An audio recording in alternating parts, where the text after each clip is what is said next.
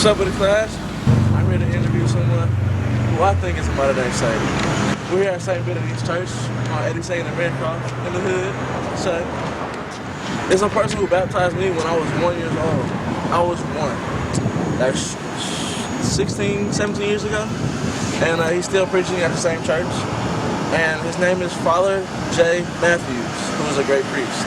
He teaches me every Sunday about what I should do to be a great believer of Christ also. So, an interesting fact about the church is a modern day star by the name of Mark Curry. He's a very funny comedian. He's also a movie star, and he's been in a few shows. So, let's go inside and say what's up to Father J. Alright. Well, this is Father J. Matthews, and I'm here to ask him a few questions. So the first question I have for you, Father, is why are you a Christian? Why am I a Christian? Well, first and foremost is because that's the tradition that both my parents came out of. My mother came out of the Catholic tradition. My father comes out of a Methodist tradition. Mm-hmm. But, 62 years ago when my parents were married, right.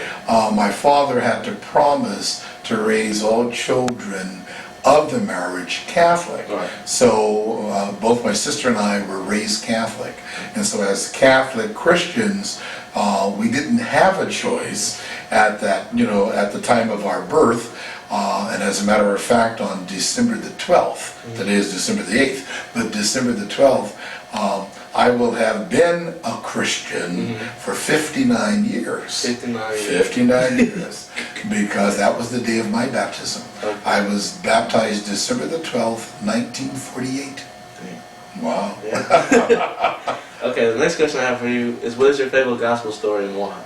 Okay, well, probably the favorite gospel story is the prodigal son, mm-hmm. because I like that story, both of the son who decided that he was just going to go do his thing, and then the older son who stayed back, mm-hmm. that God was truly working on the heart right. of the prodigal son, but he certainly, God didn't, but the older son missed the boat, right. By remaining, being resentful, being jealous, this, that, and the other. So I really like that story because it's a real teachable story, right. and particularly teachable to the children who are preparing for their first Holy Communion. Right. Okay, so the next question is, what are your 4 favorite images of Jesus? Well, that's good because this week we had several images of Jesus in the Gospels mm-hmm. During the daily Mass. I guess my favorite image is Jesus as the Good Shepherd. Jesus. Yeah, and I guess now that I'm the pastor here, and I've been pastor here for 18 years, mm-hmm. That I'm supposed to follow in the footsteps of the Good Shepherd and to be a good shepherd to this parish and to this community. Another, is, Jesus as a healer. We've been going through a healing process in the parish, for several months with one of our parishioners mm-hmm. who came back from Iraq right. and came back with cancer. And mm-hmm. So we have been really, praying to Jesus and, for some real healing. And I think healing took place for Lamar, but Lamar died yesterday. Mm-hmm. He died yesterday. So, but so Jesus as the healer is very, very important. So that's 2. Mm-hmm. 3, Jesus as one who has real empathy and sympathy. For human beings, for folk. The reason why he came into this world is so that he would know, humanly possible, what we have to go through. Mm-hmm. And even though he, went through it as God and as man, he really wanted to empathize with us, so that as Savior and Redeemer, this is my 4th image of Jesus, that he would truly understand what it needs for us to be saved and what it means for us to be redeemed. And he as the Savior and Redeemer. Okay, so next one is, to you, what does it mean to be a follower of Jesus? For me, as a follower of Jesus, is struggling to follow in his footsteps. Right. To think like Jesus, to speak like Jesus, to act like Jesus. You see, and I'm a very firm believer of, you know, what would Jesus do in a situation, or what would Jesus say in a situation. So as a follower, I want very much to really kind of put on Christ as best I possibly can, you know. And you do a good job. well, thank you. I understand. I like this guy here. Don't have to edit that. Okay. Okay, and the next question is, how do you understand your relationship with Jesus? Well, I understand my relationship with Jesus as the Redeemer to the redeemed. You know, I see myself as the redeemed. You know, that we all have our faults. We all have our frailties.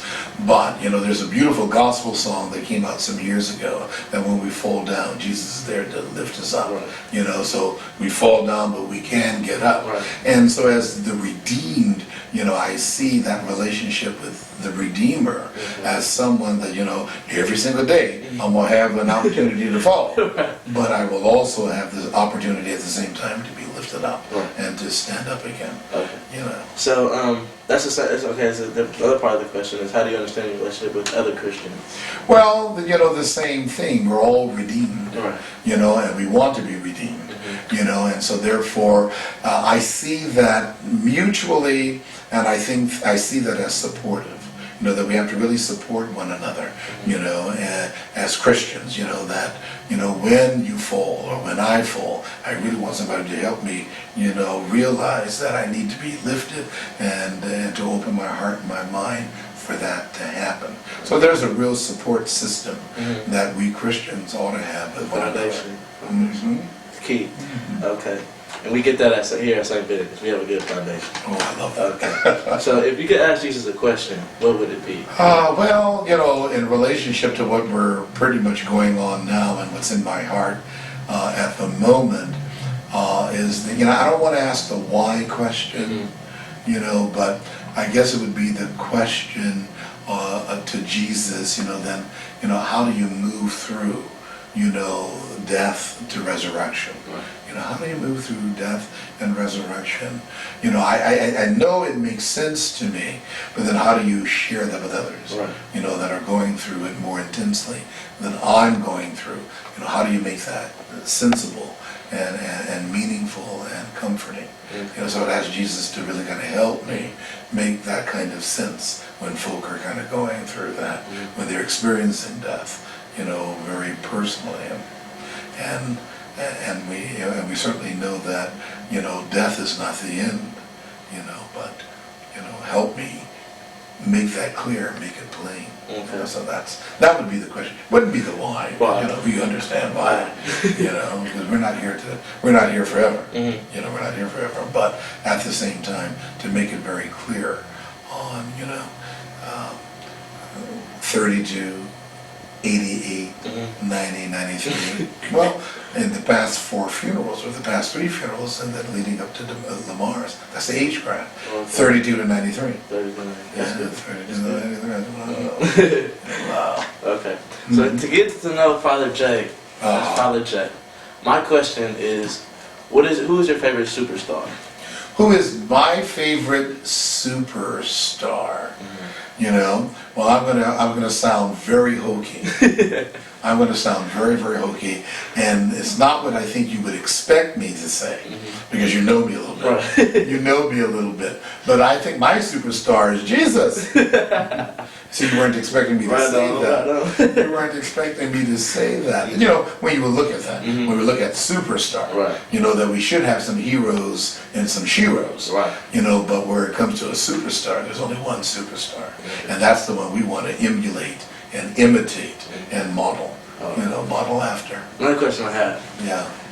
Back in the day, with the froze. Yep. Okay. So didn't always have a big one. You didn't have a big one? Oh, no, you see what the little hair I got left. Come on, young man. Okay. So back in the day, what was your sport? What sports did you play? What sport did I play? You're not gonna believe this. Okay. You're not gonna believe this. Tennis. And track. Tennis and track. Tennis and track. I was a good runner. And I like tennis. You know, but tennis and track. But I didn't play basketball, football, baseball as a sport in school. I played them, but I played them with buddies on the weekends, but not as a sport in school. Mm-hmm. Yeah. So do you have any questions for me?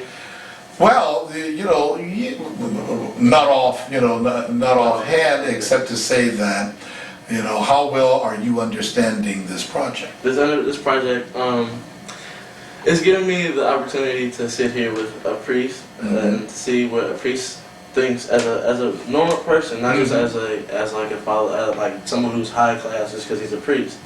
So I'm sitting here and I'm thinking, Father J, he's down to earth and he's just like me, and I understand that you don't have to be someone special to have a special relationship with Jesus. No, that's right. So I'm sitting here and I understand that now. And this project has helped me to find out Jesus and his disciples is not just Jesus and the 12 disciples, but it's all of us. That's all of us. So, that's right. And I may have a specific role, to be. Right. Now, don't ever say play, because you don't play at your role. You got to be your role. Right.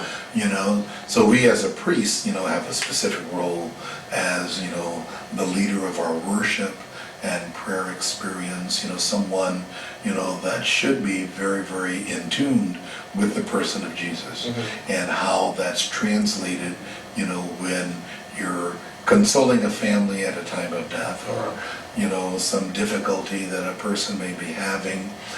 Just a telephone call a minute ago, and come on in, let's sit down, let's talk about it, So the counseling that's done, you see, so that's, a more specific role that I would certainly have, and that people would expect, because I'm a priest. But at the very, very same time, as a Christian, all of us have that role of being present to one another.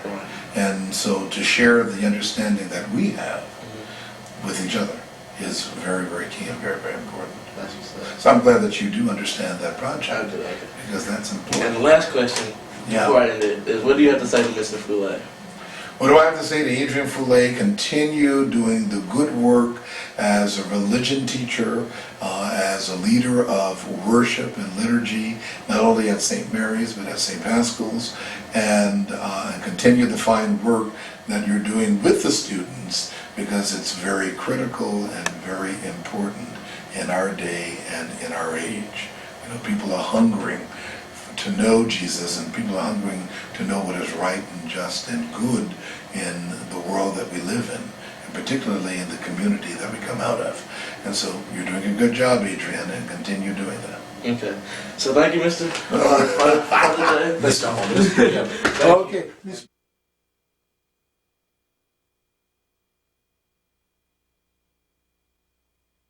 Who's your buddy here? My friend Ian Kelly behind Ian, how are you? Ian, are you a student at St. Mary's? Yes, I am. Oh, okay. What grade? We're both the seniors. You're both? No, you're a senior. I'm senior. Graduating. How did that sneak up on me? I don't know. Sneak? My sister's graduating this year too. Yeah. From college? From college. Yep. I don't believe that. And Ian, are you a senior also? Yes, sir. Okay. Now, I don't get to St. Mary's that often, because of my location here and my responsibilities not only as the pastor but as the dean of this area. I'm more connected with Odell. And so I'm always up there, and I'm on their board of trustees. But back in the day when I was a seminarian and a deacon preparing for ordination, I was at St. Columba. So I was over there at St. Mary's quite often. And then so that was a good thing. I enjoyed St. Mary's very, very much. So I've seen you already. I just don't believe it. Wow. I'm a teacher, Mom. So your little brother is what grade? He's 7th grade. Oh, no. Yeah, that's what surprised me. No, he doesn't know 7th grade. I thought he was in 5th grade. I think so too. That's what I was going to say, 4th, 5th? He told me 7th. I was in 7th grade. Wow. You're not an escort this year. I am escort. You are. I got practice tomorrow here. Is it here tomorrow? That's at Or Ira Jenkins tomorrow. Yeah, you have the last two practices are always at Ira Jenkins. So you are. So I'll be there. Okay. I'm just supposed to be giving a little location. Okay. You're not in the Botellion, are you? Oh my God. Everything. Wow. Yeah. When is the Botellion? The Botellion is March. Oh, in March. Okay. Okay. Boy, you're going to be very busy. Now, where are you leaning towards next year? Either San Jose State or maybe Howard, Morehouse. One of them. Okay. Ian, where are you leaning towards?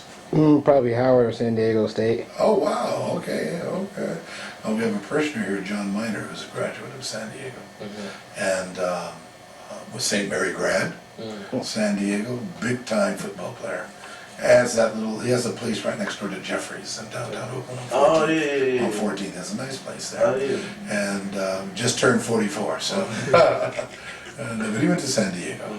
But you know, we have a lot of connections at Howard. Oh, Yeah, man. so you won't be lonely at Howard if you decide to go that route. Right. You know, but that's good. That's very, very good. Yeah. Okay, good. Well, listen, unfortunately, I gotta go visit that family. Okay. Pray for me. I will. Pray for me.